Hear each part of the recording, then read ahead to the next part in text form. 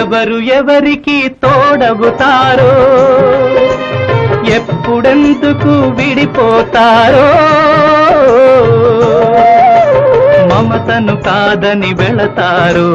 మనసే చాలని ఉంటారు ఎవ్వరి పయనం ఎందాకో అడగదు ఎవ్వరిని బదులే దొరకదని అడగదు ఎవ్వరిని బదులే దొరకదని ఓ బాటసారి ఇది జీవిత రహదారి ఎంత దూరమో ఏది అంతమో ఎవరు ఎరుగని దారి ఇది ఒకరికి సొంతం కాదు ఇది